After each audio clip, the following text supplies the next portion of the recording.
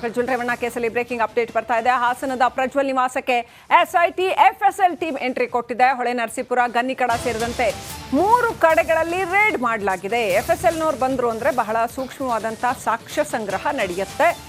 ಮನೆ ಬೀಗ ಮುರಿದು ನುಗ್ಗಿದ್ದಾರೆ ಎಸ್ಐಟಿ ಮತ್ತು ಎಫ್ಎಸ್ಎಲ್ ಟೀಮ್. ಹೊಳೆ ನರಸೀಪುರದಲ್ಲಿರುವಂತಹ ರೇವಣ್ಣ ಅವರ ಮನೆಯಲ್ಲಿ ಎಸ್ಐಟಿ ಟೀಮ್ ಕಳೆದ 2 ಗಂಟೆಯಿಂದ ಮಹಜರ್ ಮಾಡ್ತಾ ಇದೆ. ಎಫ್ಎಸ್ಎಲ್ ತಂಡದ ಜೊತೆಯಲ್ಲಿ ಎಸ್ಐಟಿ ಅಧಿಕಾರಿಗಳು ಕೂಡ ಬಂದಿದ್ದಾರೆ. ಕಳೆದ ಸಾರಿ ಸಂತ್ರಸ್ತೆಯರ ಜೊತೆ ಬಂದಿದ್ರು ಎಸ್ಐಟಿ ಅಧಿಕಾರಿಗಳು. ಲೈಂಗಿಕ ದೌರ್ಜನ್ಯದ ಸಾಕ್ಷಿಗಳನ್ನು ಕಲೆ ಹಾಕ್ತಾ ಇದ್ದಾರೆ ಎಸ್ಐಟಿ ಟೀಮ್ ಮೆಂಬರ್ಸ್. ಸಂತ್ರಸ್ತೆಯರು ನೀಡಿರೋ ಮಾಹಿತಿಯನ್ನು ಆಧರಿಸಿ ಮಹಜರು ಮಾಡ್ತಾ ಇದ್ದಾರೆ ಅಂತ ಹೇಳಲಾಗಿದೆ. ರಿಪಬ್ಲಿಕ್ ಕನ್ನಡಕ್ಕೆ ಉನ್ನತ ಮೂಲಗಳು ಮಾಹಿತಿಯನ್ನು ಕೊಟ್ಟಿದ್ದಾವೆ. ಎಫ್ಎಸ್ಎಲ್ ತಂಡದೊಂದಿಗೆ ಬಂದು ಸ್ಥಳ ಪರಿಶೀಲನೆ ಮಾಡ್ತಾ ಇದ್ದಾರೆ. ಆಫೀಸರ್ಸ್ ಸರ್ಚ್ ವಾರಂಟ್ ಇಟ್ಕೊಂಡೇ ಬಂದಿದ್ದಾರೆ. ಹೊಳೆ ನರಸೀಪುರ, ಗನ್ನಿಕಡ ಸೇರಿದಂತೆ 3 ಕಡೆ ಅವರು ಈ ಸರ್ಚ್ ವಾರಂಟ್ ಇಟ್ಕೊಂಡು ಬಂದು ಪರಿಶೀಲನೆ ನಡೆಸ್ತಾ ಇದ್ದಾರೆ. ಅಂದರೆ ಮೊದಲನೇ ಸುತ್ತಿನ ಸಾಕ್ಷ್ಯ ಸಂಗ್ರಹ, ಸ್ಥಳ ಮಹಜರು ಎಲ್ಲ ಯಾವ ರೀತಿನಲ್ಲಿ ಆಯಿತು ಅಂತ ನೋಡಿದ್ವಿ. ಇದು ಸೆಕೆಂಡ್ ರೌಂಡ್. ಇದರಲ್ಲಿ ಎಫ್ಎಸ್ಎಲ್ ತಜ್ಞರುಗಳು ಬಂದಿದ್ದಾರೆ. ಇನ್ನೂ ಸೂಕ್ಷ್ಮ ಪ್ರಮಾಣದ ಸಾಕ್ಷ್ಯ ಸಂಗ್ರಹ ನಡೆಯುತ್ತಾ? ಹಾಗಾದರೆ ನಮಗೆ ಜನಸಾಮಾನ್ಯರಿಗೆ ಅದರಲ್ಲೇನು ಸಾಕ್ಷ್ಯ ಸಿಗುತ್ತೆ, ಇಷ್ಟು ದಿವಸ ಆದಮೇಲೆ ಸಿಗೋಕ್ಕೆ ಸಾಧ್ಯನಾ, ಈ ಥರದ ಪ್ರಶ್ನೆಗಳು ಬರಬಹುದು. ಆದರೆ ಎಫ್ಎಸ್ಎಲ್ನವರು ಬಹಳ ಸೂಕ್ಷ್ಮ ರೀತಿಯಲ್ಲಿ ಬೇರೆದೇ ಆದ ವೈಜ್ಞಾನಿಕ ವಿಧಾನದಲ್ಲಿ ಸಾಕ್ಷ್ಯ ಸಂಗ್ರಹ ಮಾಡ್ತಾರೆ. ಸೊ ಎಫ್ಎಸ್ಎಲ್ ಟೀಮ್ಗೆ ಸಾಕ್ಷ್ಯಗಳು ಸಿಗತ್ತೆ. ಅದು ಬೇರೆ ರೀತಿಯ ಒಂದು ವಿಧಾನವನ್ನು ಬಳಸಿ ಅವರು ಸಾಕ್ಷ್ಯ ಸಂಗ್ರಹ ಮಾಡ್ತಾರೆ ಅವ್ರದ್ದೇ ಆದ ಟೆಕ್ನಾಲಜಿಕಲ್ ರೀತಿಯಲ್ಲಿ. ಆದರೆ ಪ್ರಜ್ವಲ್ ರೇವಣ್ಣ ಕೇಸಲ್ಲಿ ಏನಾಗುತ್ತೆ ಅನ್ನೋ ಕುತೂಹಲ ಮಾತ್ರ ಹಾಗೆ ಇದೆ.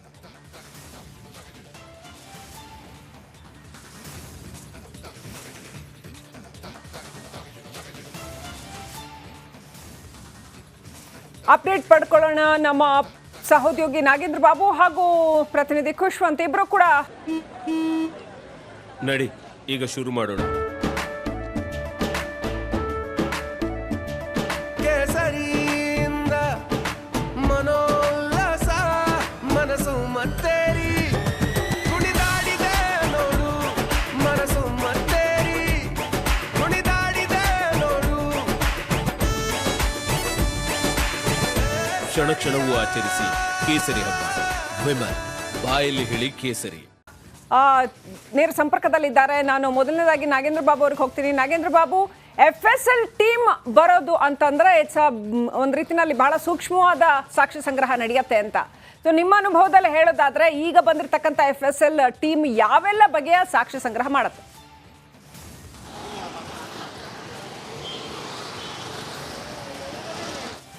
ತನಿಖಾ ತಂಡ ಇಷ್ಟು ದಿನಗಳ ಬಳಿಕ ಈಗ ಯಾಕೆ ಬಂದಿರೋದು ಅನ್ನುವ ಪ್ರಶ್ನೆ ಒಂದು ಕಡೆ ಆದರೆ, ಈಗ ಬಂದು ಏನೆಲ್ಲ ಸಾಕ್ಷ್ಯಾಧಾರಗಳನ್ನು ಕಲೆ ಹಾಕ್ತಿದ್ದಾರೆ ಅನ್ನೋದು ಮತ್ತೊಂದು ಕಡೆ.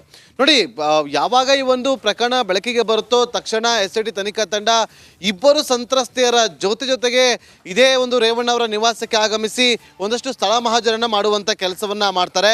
ಆ ಸಂದರ್ಭದಲ್ಲಿ ಇಡೀ ದಿನ ಸುಮಾರು 10 ರಿಂದ 12 ಗಂಟೆ ಕಾಲ ಸ್ಥಳ ಮಹಾಜರನ್ನು ಮಾಡಿ ಇಲ್ಲಿಂದ ತೆರಳಿತಾರೆ. ಅದಾದ ಬಳಿಕ ಇವತ್ತು ಎಸ್ಐಟಿ ತನಿಖಾ ತಂಡ ಏಕಕಾಲಕ್ಕೆ 3 ಕಡೆ ಒಂದು ರೈಡನ್ನು ಮಾಡಿದಂದ್ರೂ ಕೂಡ ತಪ್ಪಾಗೋದಿಲ್ಲ. ಒಂದು ಕಡೆ ಹಾಸನದಲ್ಲಿರುವಂಥ ಸಂಸದರ ಅಧಿಕೃತ ನಿವಾಸ, ಮತ್ತೊಂದು ಕಡೆ ಹೊಳೆ ನರಸೀಪುರದಲ್ಲಿರುವಂಥ ಎಚ್ ಡಿ ರೇವಣ್ಣ ಅವರ ನಿವಾಸ, ಮತ್ತೊಂದು ಕಡೆ ಗನ್ನಿಕಡದಲ್ಲಿರುವಂಥ ತೋಟದ ಮನೆ. ನಾನೀಗ ಇರುವಂಥದ್ದು ಹೊಳೆ ನರಸೀಪುರದ ನಿವಾಸದ ಮುಂಭಾಗದಲ್ಲಿ. 2 ವಾಹನಗಳಲ್ಲಿ ಬೆಂಗಳೂರಿನಿಂದ ಆಗಮಿಸಿರುವಂಥ ಎಸ್ಐಟಿ ತನಿಖಾ ತಂಡ ಎಫ್ಎಸ್ಎಲ್ ಟೀಮ್ನೊಂದಿಗೆ ಬಂದು ಇಲ್ಲಿ ಸ್ಥಳ ಮಹಾಜರನ್ನ ಮಾಡ್ತಾ ಇದ್ದಾರೆ.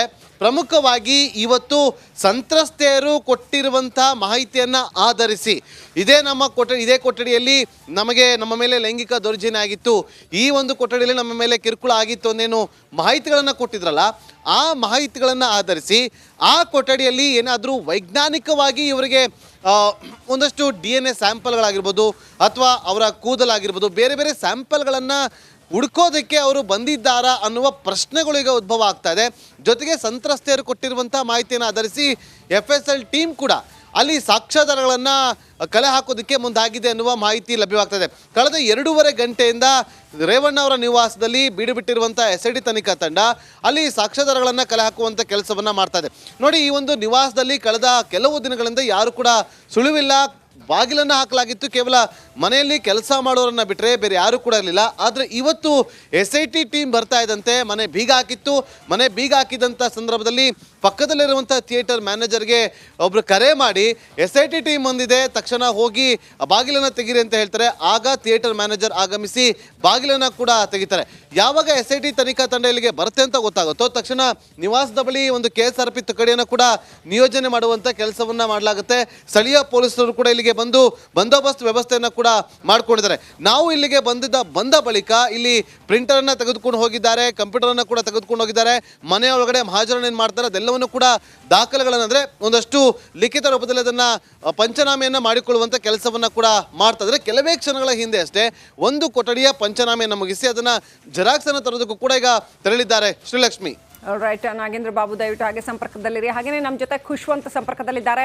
ಖುಷ್ವಂತ್, ಈಗ ಸಾಕಷ್ಟು ಬಾರಿ ಆಯಿತು SIT ಟೀಮ್ ಬಂದು ಅಲ್ಲಿ ಪರಿಶೀಲನೆ ನಡೆಸಿರ್ತಕ್ಕಂಥದ್ದು, ಹಾಗೆಯೇ ಸಾಕ್ಷ್ಯ ಸಂಗ್ರಹ ಮಾಡಿರ್ತಕ್ಕಂಥದ್ದು, ಅವೆಲ್ಲವನ್ನೂ ಗಮನದಲ್ಲಿ ಇಟ್ಕೊಂಡು ಹೇಳೋದಾದ್ರೆ ಈ ಬಾರಿಯೂ ಕೂಡ ಎಷ್ಟು ಜನ ಅಧಿಕಾರಿಗಳು ಬಂದಿದ್ದಾರೆ, ಸಂತ್ರಸ್ತೆಯರನ್ನು ಕರ್ಕೊಂಡು ಬಂದಿದ್ದಾರಾ, ಒಟ್ಟು ಇಡೀ ಸ್ಥಳ ಮಹಜರು ಮತ್ತು ಸಾಕ್ಷ್ಯ ಸಂಗ್ರಹ ಯಾವ ರೀತಿಯಲ್ಲಿ ನಡೀತಾ ಇದೆ ಖುಷ್ವಂತ್?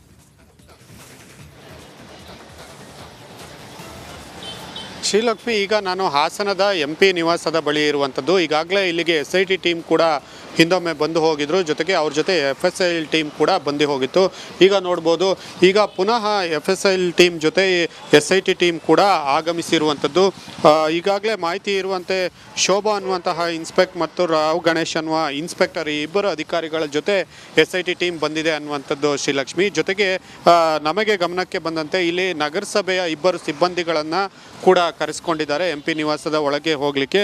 ಮುಖ್ಯವಾಗಿ ಇವತ್ತಿನ ಮಾಹಿತಿ ಪ್ರಕಾರ FSL ಟೀಮ್ ಇವತ್ತು ಏನು ಮಾಹಿತಿ ಕಲೆಕ್ಟ್ ಮಾಡುತ್ತೆ ಅಂದರೆ ಬಯೋಲಾಜಿಕಲ್ ಎವಿಡೆನ್ಸ್ಗಳನ್ನು ಕಲೆಕ್ಟ್ ಮಾಡುತ್ತೆ ಅನ್ನುವಂಥ ಮಾಹಿತಿ. ಅಂದರೆ ಈಗಾಗಲೇ ಅತ್ಯಾಚಾರ ಆಗಿದೆ ಅಂತಹ ಹಾಸನದ MP ನಿವಾಸದಲ್ಲಿ ಅತ್ಯಾಚಾರ ಮಾಡಿದ್ರು ಅನ್ನುವಂಥ ಆರೋಪವನ್ನು ಸಂತ್ರಸ್ತೆಯರು ಆರೋಪವನ್ನು ಮಾಡಿದ ಹಿನ್ನೆಲೆಯಲ್ಲಿ ಈಗಾಗಲೇ ಸಂತ್ರಸ್ತೆಯರನ್ನು ಇಲ್ಲಿಗೆ ಅಂದರೆ ಹಾಸನದ MP ನಿವಾಸಕ್ಕೆ ಕರೆದುಕೊಂಡು ಬಂದು ಮಾಜರನ್ನು ಮಾಡಲಾಗಿದೆ.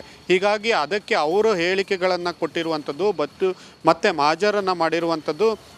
ಈ ಥರ ಎಲ್ಲ ಸಾಕ್ಷಿಗಳನ್ನು ಇಟ್ಕೊಂಡು ಅದಕ್ಕೆ ತಾಳೆ ಹೊಂದುವಂಥ ಇನ್ನಷ್ಟು ಸೂಕ್ಷ್ಮ ವಿಚಾರಗಳು, ಈಗೇನು ಬಯೋಲಾಜಿಕಲ್ ಎವಿಡೆನ್ಸ್ ಹೇಳಿದ್ರು ಅದಕ್ಕೆ ಸಂಬಂಧಪಟ್ಟ ಸಾಕ್ಷಿಗಳನ್ನು ಕಲೆ ಹಾಕಲಿಕ್ಕೆ ಇವತ್ತು FSL ಟೀಮ್ ಬಂದಿರುವಂಥದ್ದು ಶ್ರೀಲಕ್ಷ್ಮಿ. Thank you Khushwant, ಡೀಟೇಲ್ಸ್ಗಾಗಿ.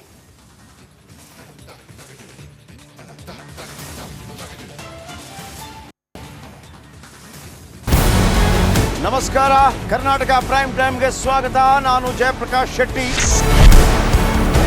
ಇಡೀ ಕರ್ನಾಡು ಇವತ್ತು ರೆಬೆಲ್ ಆಗಿ ನಿಂತಿದೆ.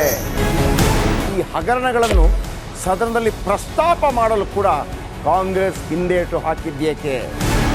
ನಿಮ್ಗೆ ಸಂಬಳ ಅದಕ್ಕೆ, ನಿಮಗೆ ವಾಹನ ಅದಕ್ಕೆ, ನಿಮಗೆ ವೆಪನ್ ಅದಕ್ಕೆ, ನೀವು ಅದನ್ನು ಸೆರೆ ಹಿಡಿಬೇಕಾಗಿದೆ. ನೀವು ವಿದ್ಯುತ್ ಬರ ಇದೆ ಅಂತ ಹೇಳ್ತಾ ಇದ್ದೀರಿ, ಎಲ್ಲಿ ಬರ ಇದೆ ನೀವು ಹೇಳಬೇಕು. ಪಾಕಿಸ್ತಾನ್ ಆಕ್ಯುಪೈಡ್ ಕಾಶ್ಮೀರ್ ಅದು ಎಂದೆಂದಿಗೂ ನಮ್ಮದು. 40 ಮೆಷಿನ್ಗಳು ತಂದಿತ್ತು ನೋಟ್ ಎಣಿಸುವುದಕ್ಕೆ, ಅದೇ ಹಾಳಾಯಿತು. ಮಥುರಾದ ಗಲಾಟೆ ಇದೆಯಲ್ಲ, ಅದು ಸ್ಥಳೀಯವಾಗಿ ಕೂತು ಪರಿಹರಿಸಬಹುದಾದಂಥ ಕಾನೂನಿದೆ. ಗ್ಯಾರಂಟಿ ಯೋಜನೆಯಿಂದ ನಷ್ಟ ಆಗಿದೆ, ಲಾಭ ಆಗಿದೆ, ದಯವಿಟ್ಟು ಹೇಳಿ. Dawood Ibrahim most wanted criminal ಯಾವಾಗಾದ ಅಂದರೆ ಇಲ್ಲಿ ತನಕ ಭಾರತ ದೇಶದಲ್ಲಿ ಓರ್ವ ದಲಿತ ಪ್ರಧಾನಿಯಾದಂಥ ಇತಿಹಾಸವೇ ಇಲ್ಲ. ರಿಪಬ್ಲಿಕ್ ವರ್ಲ್ಡ್ ಆ್ಯಪ್ ಇದು ಕೇವಲ ಅಪ್ಲಿಕೇಶನ್ ಅಲ್ಲ, ಸಮಗ್ರ ಸುದ್ದಿಗಳ ಸಂಪರ್ಕ ಮಾರ್ಗಕ್ಕೆ ಕ್ರಾಂತಿಕಾರಿ ಬದಲಾವಣೆ. ರಿಪಬ್ಲಿಕ್ ವರ್ಲ್ಡ್ ಆ್ಯಪ್ ಕೇವಲ ಸುದ್ದಿ ಅಪ್ಲಿಕೇಶನ್ ಅನ್ನ ಪರಿಚಯ ಮಾಡ್ತಾ ಇಲ್ಲ, ಬದಲಾಗಿ ಡಿಜಿಟಲ್ ಸುದ್ದಿ ಬಳಕೆಯ ಹೊಸ ಯುಗಕ್ಕೆ ನಾಂದಿ ಹಾಡ್ತಾ ಇದೆ. ಇದೊಂದು ಬ್ರೇಕಿಂಗ್ ನ್ಯೂಸ್, ಪ್ರಭಾವಶಾಲಿ ಕಾರ್ಯಕ್ರಮಗಳಿಗೆ ಗಟ್ಟಿಯಾದ ವೇದಿಕೆ.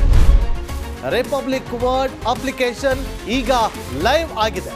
ಗೂಗಲ್ ಪ್ಲೇ ಸ್ಟೋರ್ ಮತ್ತು ಆಪಲ್ ಆಪ್ ಸ್ಟೋರ್ ಎರಡರಲ್ಲೂ ಲಭ್ಯವಿದೆ.